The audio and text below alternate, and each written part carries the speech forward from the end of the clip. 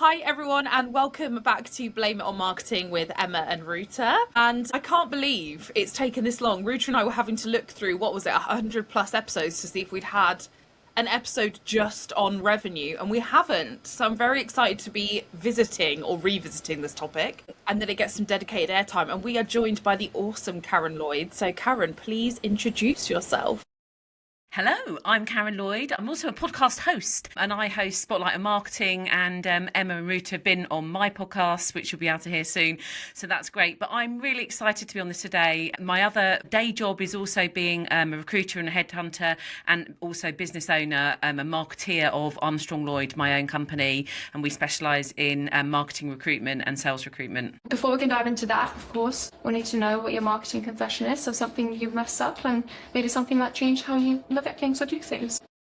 Yeah, so I've been doing 48 podcasts now, and when I first started doing them, I was actually petrified. I interview people for a living, so I don't know how I was, and it wasn't live, but my legs were shaking and I was shaking, and I had a set of generic questions that I used to use to ask everybody, and then I started re-listening back to them, and I thought, everybody's saying the same thing, so maybe I should start to theme the podcast a bit more. And so the first time I themed it, I scripted it with an inch of its life. And the first person I had on the podcast, she'd never done a podcast before.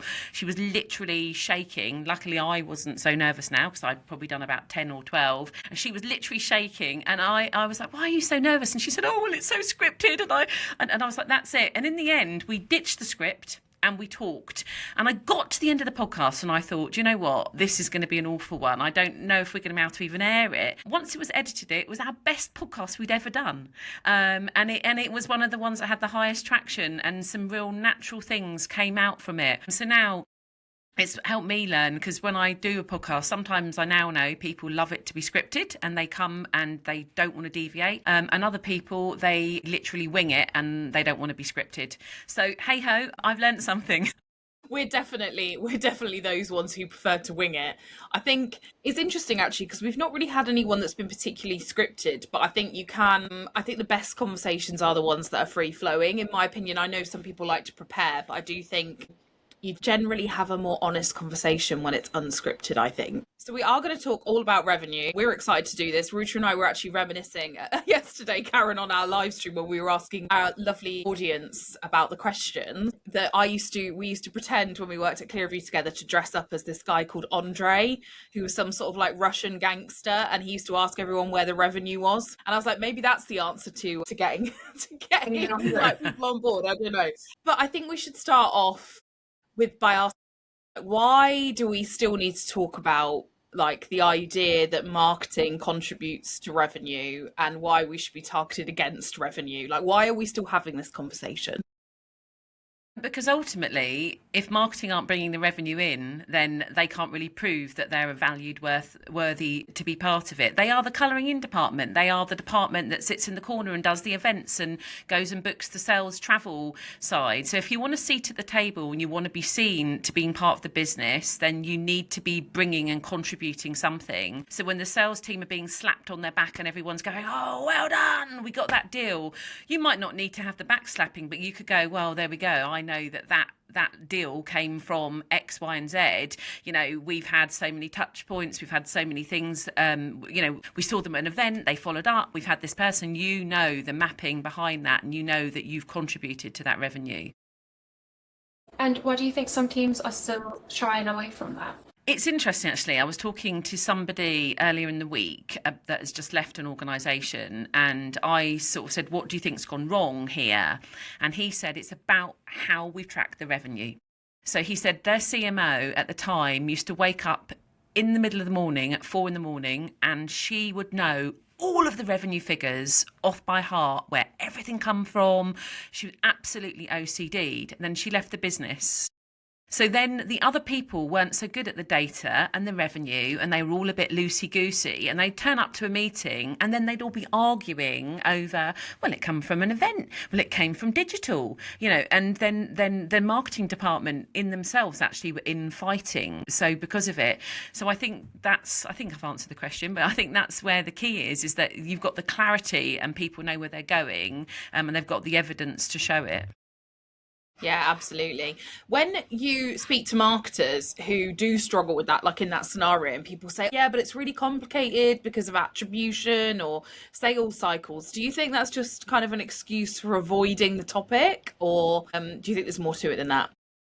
I think it's a lot of it. I think it depends on the individual. So some people will have their mindset, I don't really like data, I'm not very good at it, I don't know how to log into it, it's not my team, it's someone else's. But I think, anybody, if you're in that situation and you're going, I don't know where it came from, then you really need to resolve that yourself. You need to educate yourself. If someone else in the company can't help you find that information, this is a fundamental blocker for you if you're not going to be able to do this. But I think the problems often come in really big siloed organisations. So there was one marketeer who I spoke to and I said, right, have you gone and checked your CRM? And she went, I'm not allowed to log into the CRM. And I said, why aren't you allowed to log into the CRM? And she said, I don't know. And I said, well, you need to go and resolve that instantly. And that's something you need to go and you need to find out why. And she said, well, it's because the company's a certain way in a certain division.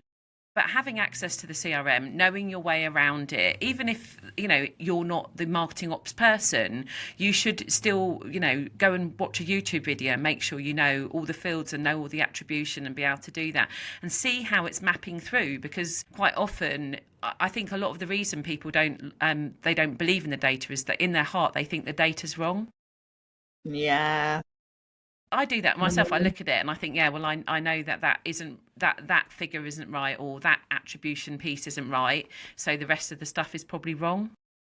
Yeah, not being able to rely on the CRM is a big one. I think one suggestion, and it's a really simple suggestion, and it's harder in a scale of company, but I think sometimes it's something really simple. When the deal is done or you're attributing, go back and speak to the salesperson and together, have a partnership and go, well, I do this all the time in my team. Whenever we get a deal through, the first thing I say is, what were the things that we did to win this deal? When was the first person we spoke to them? How many years? We were talking to that person for 2 years. We've met them at an event and I make everybody in my team map it through, because the reason I do that is people are always really consumed with the short-term revenue, aren't they? Everything I'm doing now needs to come next month. But sometimes I think it's really important to see the bigger team, the bigger picture of all the little tiny touch points and things you do over the years and how they map out. And the thing is none of that is repeatable necessarily.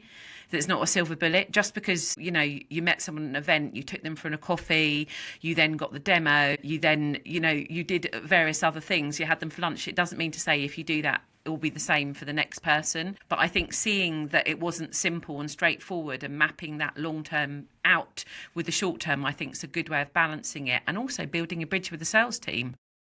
I was going to ask you that actually, Karen. How do you balance that kind of short-term thinking, the ability for revenue to come in and the sales team get to ring the bell and everyone's like, woo, new business, versus sort of more longer-term thinking, especially maybe where deals have been in either the pipeline for a long time or I don't know, they disappeared and came back, or that it's actually a renewal even, because people are not particularly excited about renewals, but they should be. Oh, they absolutely should be. And I think it's there's lots to unpack in that actually, and I've got lots of different thoughts, but I'll start with the long-term, short-term side. So basically, it's not really a balance. If one can't happen with the other. So if you don't get the short-term deal, you can't get the long-term business. It has to start somewhere. But with the short-term side and the person ringing the bell and the slapping in the back, if you've chosen the wrong IPC or the wrong client and you've just closed any deal and the product doesn't fulfill what the customer needs, or you haven't met the customer expectations,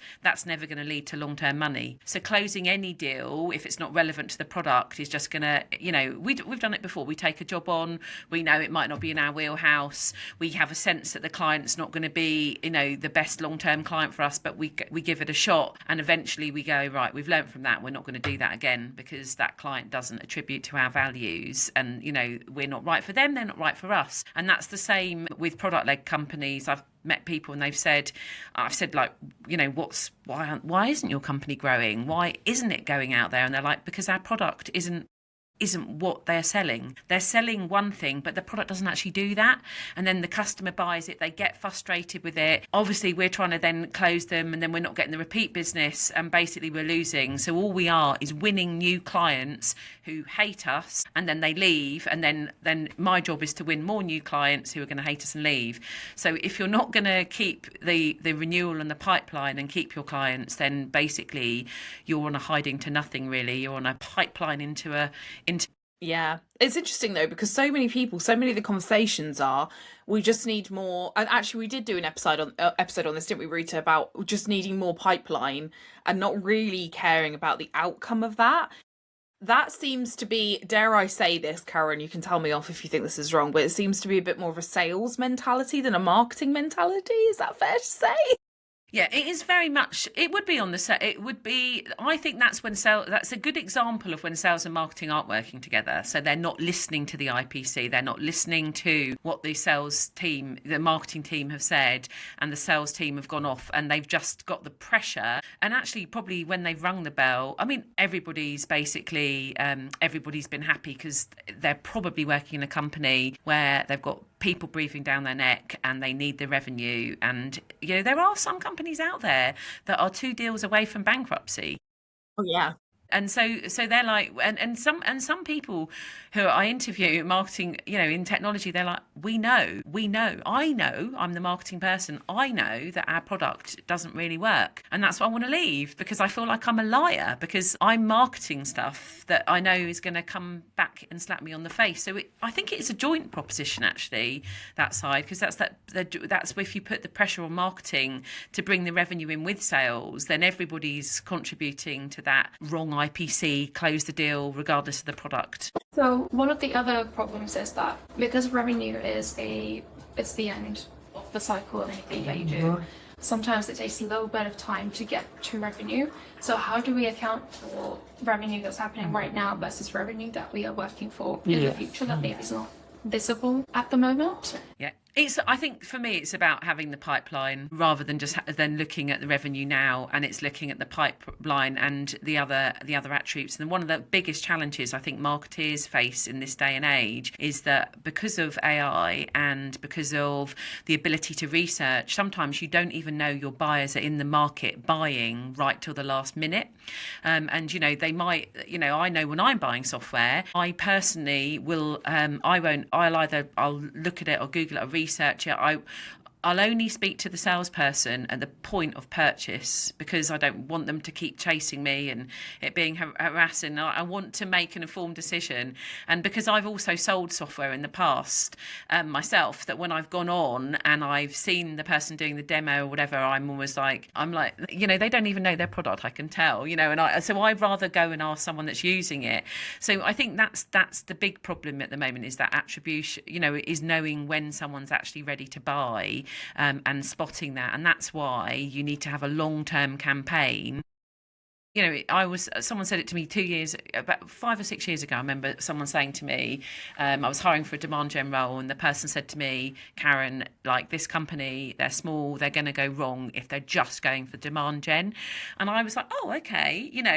And he was really passionate. He said, I've run a marketing business for like 20 years. And he said, it's 2 pillars, always brand awareness and always demand gen together. And, one of them might be bigger need than the other at any time, but you need to be running both. And you need to have a long-term, short-term campaign. So it's about, things like our podcast that we do. That's our long-term game, isn't it? No one's going to listen to our podcast and phone us up and give us business that day. But it's about, well, maybe, but the thought leadership side of things, and just having yourself out there in your mind, and then constantly growing and touching those people, as well as then obviously, chasing down the bottom of the funnel and making sure the salesperson is, letting something slip through because someone didn't follow that person up.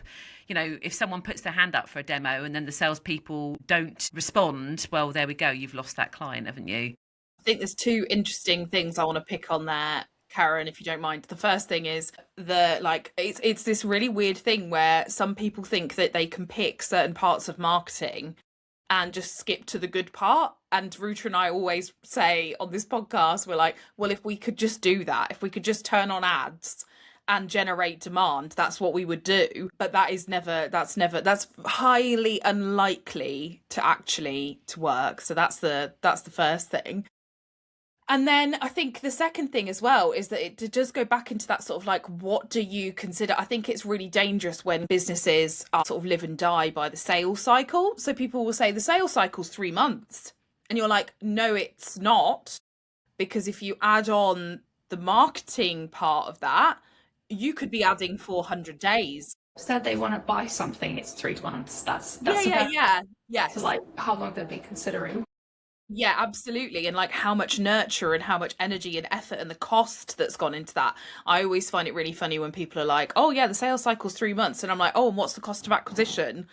And they're like, what do you mean? And I'm like, well, it's not just a salesperson's time, is it, that's gone into that? What did it actually cost from a marketing point of view? If you met someone at an event and they were in your if they were in the cycle, the funnel, the nurture sequences for 400 plus days, that's not a cheap, quick thing that's happened. Well, in particular at the moment as well, like if you go into any insert your choice of AI tool right now and you say, how much does Riverside cost? Well, we actually know because Riverside have it on their website, so the information that comes back is fine. If that's not there, what do you think the LLM's going to serve you up? It's going to be people chatting shit about you on Reddit. So, and how expensive you are or whatever, or how much, all of those sorts of things. So you really kind of are at the mercy then of the people who have been through your kind of like sales and marketing funnel. And like Ruth says, if the information's not there, it's not great.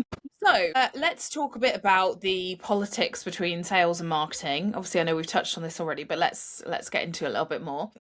Like, what happens if there's kind of like no transparency or there is politics between sales and marketing? The follow-up to that, Karen, is like, what do you do if people aren't going to share the information you need? Because you talked about an instance there of like a big business not sharing information, but actually Ruta and I speak to a lot of one-person marketing teams where they just can't get the information they need, and a lot of that is blocked by the founder. So I'd love your take on that. The biggest thing about the politics and when it goes wrong is that people start to hate each other, and then they start to think the person is a liar and they're cheating, and then they start to not do it. And it could be that the salesperson, if it's a very small business, it could be that they've got their book of business. And they feel that if they work with marketing, they're going to feel that marketing are going to take them over and they're going to be made redundant. So, but if they can carry on being the hero to the CEO and have the ear of the CEO, then basically, fundamentally, that's why they're not going to work with the marketing team and they won't give it. So the main thing is building that trust up that, we are working together in partnership and basically, almost celebrating the wins with the salesperson and proving your value. And I know a slightly larger company organisation, the marketing person was being hired. It's head of marketing, and he went into the business and he said, I'm having the first interview, actually, the final interviews with the sales lead. And the sales lead came straight on and said, I don't really know why they've got me involved because I hate the marketing team. And he went, I know. And he said, okay. He said, why do you hate the marketing team? And he said, well, basically, we went on to event and the marketing team refused to come to the event. So we went alone as a sales team. And basically, we scanned all the stuff that was scanned. We uploaded, we came back, we pumped it into the CRM. The marketing team looked at it and basically thought that it was not very good. And so they deleted it. So we lost all of our leads. So that's when things like that happen. I mean, that is beyond insane behaviour. I know. Misconduct. Yeah. And funny, it is. So, and then this person, they phoned me up afterwards and said, "Did you realise it was that bad?" And I was like, "No, I had no idea that it was that bad in the organisation. I do know they were restructuring, and I knew there was some stuff, but I didn't realise it was that bad." But hats off to the company for actually getting the salesperson talking to the future marketing person and being really, really transparent and saying, like, this is the problem I have with the company, rather than them coming in and it being like, he could come in, he could have waited 3 months for that information and wondered why they were giving them the cold shoulder. But instead he came straight in, and then what do you think the very first thing he did? He turned up at an event, didn't he? And he made sure that that sales and marketing stuff and worked together. And it was a really good example how he did build the bridges with them. It's really interesting though, because like, I don't know, Ruta, you can agree or disagree with me, but obviously Ruta and I consult, so we go into a lot of different businesses, and generally we go in when the marketing's not worked quite the way it should do, like we're the kind of the cleanup crew, and generally the relationship with sales is quite sour. But I find there is more animosity on the sales side than the marketing side. I feel like there's a lot more willingness on the marketing side to repair bad, damaged relationships than there is on the sales side. I feel like when I've encountered a lot of sales leaders, some of which have not then lasted the course due to the attitude, it's definitely been like, why would we listen to what you guys say and what you guys think, because we're the ones that make the money? You know, there's that kind of mentality. Just interested on your guys' take on that in particular, because obviously like we don't believe that. We believe like like we both collaborate and we both contribute, but when there is that attitude, what would you do? Yeah, and I think it really depends. The big piece here is the founder. So the founder is the person who can resolve this. So if the founder, is always, and the founder needs to accept this, but if the founder's always, they believe in sales and they've always gone, well, this person has always been the one that's brought in the 3 million, a year, and they've done that. And if we lose that person, then basically our business is going to be wrong. Already that's the balance that they're going to be going into with the company, and all the decisions they're going to make about marketing, they're going to have that balance. So the founder really does need to say, they really need to make the salesperson feel secure, but they also need to make them feel that basically it's going to be beneficial and they're going to make more money and they're going to do more deals and it's going to be more of a team. But it's been very hard if the founder, and some founders, I've worked in a company where I sold software, and the founder used to regularly say to me, right, you better beat this person this month, you better beat that person, or I'm sure you're better than that, and he'd be like saying, and he'd be telling me personal things about the other person as though like they were my competition, and I was almost like, I don't really care about anybody else. I just care about my, selfishly, my commission scheme, me building up my business for my company. And if I had a marketing person who would help me, I would be delighted. And actually I was a high performer in their business, so really they should have wanted people more like me in their company. Whereas I think they get to a point where some people, anyway, I've waffled on too much, so no, carry on, we like it. No. With the salespeople, it's that side. It's the salespeople. It's to do with how sales are remunerated and how the CEO and the sales team all work together. Basically, is a fundamental factor, and also understanding that. Also, don't get the marketing team doing disrespectful things. Yeah. I had another person phone me, and they said that I'm not very happy. I've been here for weeks, and I said, oh gosh, okay, that's quite short. What's happened? And they said, well, I basically joined as a global organisation. You wouldn't believe this. I ended a global organisation, and I've been asked to book the sales team's holiday event. All of the admin around the event. I was booking their hotel. I've been doing their research. I've been filling in their expense claim forms. And she said, I'm not getting time to do my stuff. I'm being paid £120,000 a year, and so this is a senior. I'm doing the admin that they could get someone to do. I don't understand why. I did leave a job, didn't I, Ruta, after 6 months for the same reason, because I was basically just ordering swag. And I was like, I am a senior marketer. I'm not here to order swag for people. That's not my job. Yeah. So I can understand when that happens. I've also got a really good example of where I was working with a CRO who basically said to me when I joined the organisation, as director of marketing, your job is to generate the leads. You don't need to do anything else. I'm not interested in anything else you want to do. Just generate the leads and hand them over to sales and let me worry about it. Meanwhile, the sales team were having nervous breakdowns. People were off on literally off work unwell for mental health reasons. They obviously weren't, producing the kind of conversions and demos and things like that they needed to do, because she was just hounding them. They didn't follow up on leads. She was messaging them within about 2 minutes being like, that lead's not been followed up on, really kind of micromanaging and making everyone's lives very difficult, but at the same time, really pushing the marketing team away. And that person did end up exiting the business after a few conversations. But I think I really tried my best. What I wanted to say was I had to take the attitude of I need to be squeaky clean. So I can't fight. This is not, I'm a Gemini. We love to fight fire with fire. We just do. But I was like, this is not one of those times. This is one of those times where I have to present myself as like the picture of, I will do everything by the absolute book. Every process is documented. I have got all of the email receipt. I have, I'm doing everything that I possibly can to be, the best marketing director possible, so that then when I go to the CEO and I have a conversation with them about this person and the damage that this person is potentially going to cause to the reputation of the business, I am squeaky clean. So yeah, I wanted to share that, because I think a lot of people feel like that's a hopeless scenario, and it's not. But you do then have to kind of have to play the game. I don't know if that's a fair way to put it. And I really appreciate, Karen, that you said, like, it is the CEO's or the founder's job to make sure that relationship is the way it's supposed to be.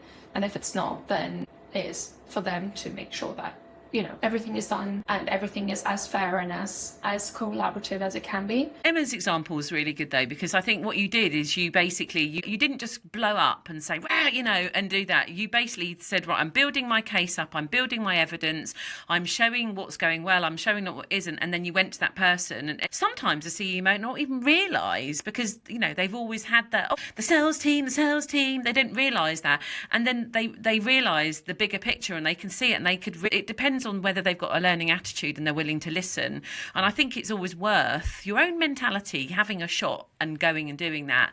And if they don't listen, then you've got your decision, and you probably know that nothing's ever going to change in that business. But I think evoking change and trying is also a learning curve for you, isn't it? Because you're learning how to tackle someone in another company and situation. Being uncomfortable is not a reason not to do something. But you've got to have I think the most important thing is that you've got to have the receipts. You've got to build up the case. Like if there is no hope for the relationship, like if the sales and marketing relationship has broken down so far that it's it's unfixable, and you're sure it's not on your side, you had better have the evidence to back that up, because that conversation is not a pleasant one with a CEO or a founder. Because naturally, when you go to them and you say, this is my concern, you've got to have the justification for that conversation, which I did in the case. And also I really did lean into what the CEO and the founder cared about.